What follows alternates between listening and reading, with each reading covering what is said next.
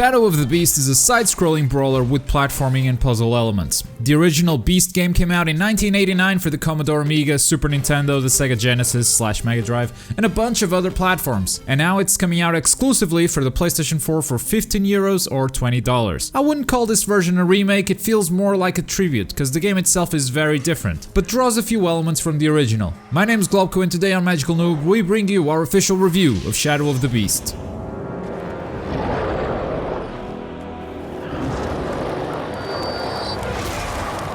The core action of the game is the combat system. It is quite complex, even though most of your enemies die in one hit. There are a ton of different attacks and many enemies coming at you at the same time, so the challenge becomes timing and choosing your attacks correctly to avoid getting hit. You've got counterattacks, blocking, stunts, jumping to your enemy's back, and that's not to mention any of the special attacks. Every time you kill an enemy, you score points and raise your score multiplier, making it very important not to get hit. At the end of an encounter, your total score awards you a medal, and these are a big deal.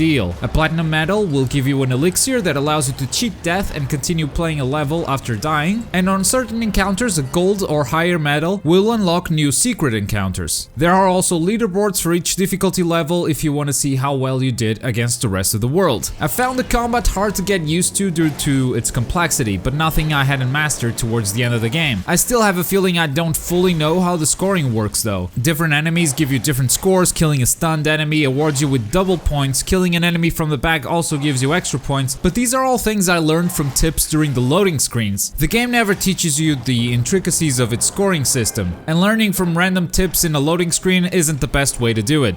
When you execute a special attack, the game also asks you to mash a specific button, and this gets old really fast. The game's combat is about choosing your button presses carefully. Sometimes button mashing can lead you to a quick death. So not only are these button mashing sequences annoying, they also feel out of place. Other than that, the combat system is pretty cool and satisfying, especially when you pull off a full encounter without getting hit. There are also some, but not many, platforming and puzzle elements, and I really wasn't a fan of any of these. There is no precision in the platforming, making it infuriating whenever the game requires it, and the puzzles just largely involve a lot of backtracking. It would be nice to have some good puzzle and platforming action to break away from the constant battles, but these being as bad as they are, I was glad I didn't have to do them often. There is one particular level that has a lot of platforming and puzzling, and let's just say that's my least favorite level of the whole game. I should also point out that this is a very short game. I reached the end in less than 3 hours, so it's a game aimed at those who don't mind replaying it. So let's talk about its replay value. After you beat the game, you can just jump from level to level and play them on any difficulty you please. Meeting certain conditions can unlock different endings. There are also various collectibles like orbs or talismans to find throughout the game. The talismans give you passive bonuses that could help you in future runs, and the orbs give you these cutscenes that tell the game's story. They are a necessity if you want to understand the game's plot, because there is very little dialogue during the game itself, and even if you sit through it, you won't understand what's being said. That is until you unlock the subtitles for each race, which gives us another reason to replay the game. Every time you finish a level, you also get experience points which you can spend to level up your character, making it stronger or able to get better scores. And if playing the leaderboard game is something you're into, then you'll find a ton of replay value there. Replaying games isn't for everyone,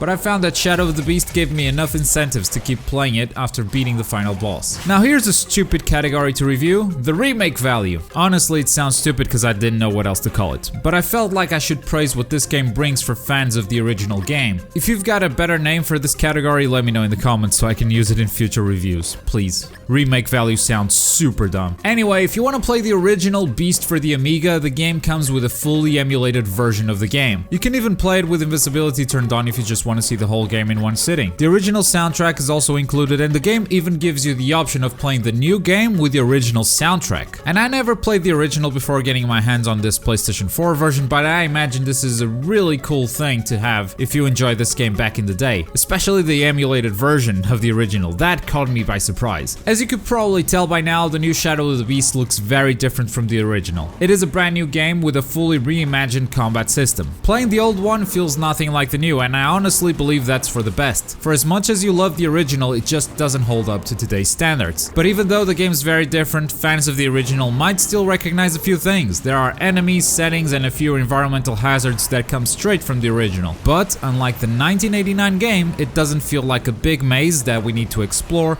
There are no locked doors waiting for you to find the key. It's a much more straightforward experience. Really quick on presentation, I think overall the game looks really good. Graphically it's okay, but what's really impressive is the enemy design, the environments. A lot of thought went into these. In terms of environments, maybe there are a bit too many dark and gloomy ones. I know that's the game's overall tone, but the later levels lack in variety. It all just felt kind of very dark and depressing. The game runs at a solid 60 frames per second, and it is kind of brutal. There's a lot of blood, perhaps too much. Sometimes the blood splattering covers up the screen, and that's not fun when you're trying to counter enemies. Also, the environment occasionally got in the way. There were objects in between the camera and the battlefield covering the enemies, which sometimes resulted in me getting hit by an enemy I couldn't see. This can be infuriating if you're playing for high scores, but it also happened very occasionally. Shadow of the Beast is aimed at completionists, players who will replay the full game multiple times for collectibles, for unlocking all the endings, and getting high scores on leaderboards. It's also a game for people who remember the original fondly, as they'll have a great time playing this new game with tons of familiar elements that could trigger their nostalgia. And for those people, this game comes at a great value, but for everyone else,